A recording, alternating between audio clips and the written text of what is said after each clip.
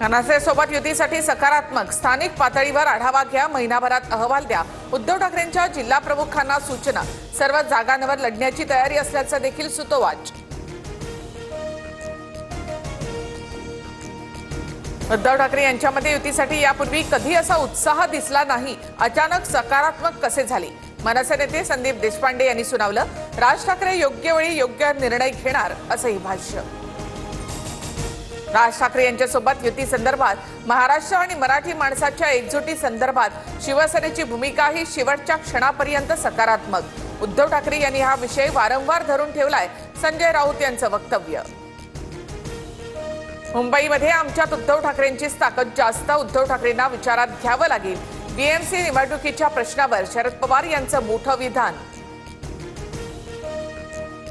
राज ठाकरे आणि Devendra फडणवीसांमध्ये match fixing.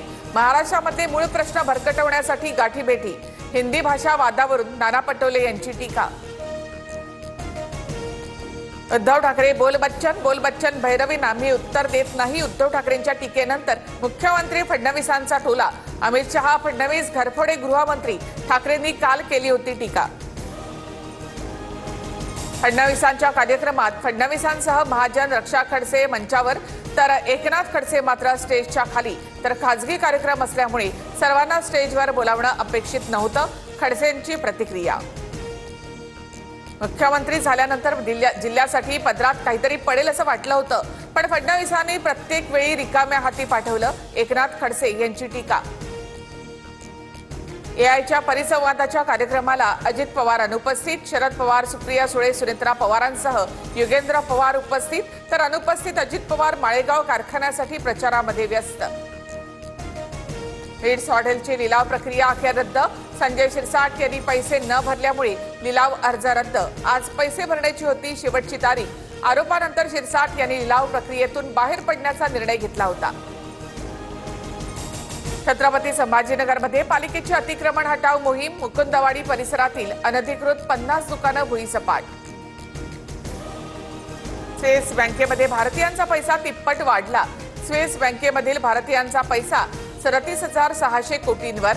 स्वित्झर्लंडच्या केंद्रीय बँकेकडून वार्षिक आकडेवारी जाहीर. संत तुकाराम महाराजांचा पालखी सोहळा पुढील मुक्कामासाठी पुण्याकडे मार्गस्थ. नाना पेठेतील श्री निवडुंगा विठ्ठल मंदिरामध्ये पालखीचा 2 दिवस मुक्काम. तर संत ज्ञानेश्वर माऊलींची पालखी भवानी पेठेमध्ये मुक्कामी असेल.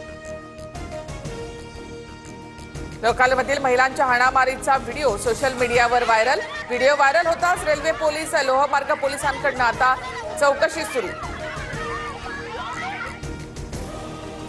नवीन सर्व दुचाकींना अँटी लॉक ब्रेकिंग सिस्टीम आणि 2 हेल्मेट सक्तीचे. वाढत्या रस्ते अपघातांना आळा घालण्यासाठी केंद्रीय परिवहन मंत्रालयाचा निर्णय.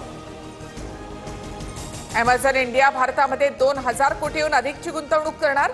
सुविधा अधिक प्रगत आणि जलद करण्यासाठी आधुनिक तंत्रज्ञानाचा वापर करण्यात येणार. पालघर आणि मुंबईला आज पावसाचा रेड अलर्ट.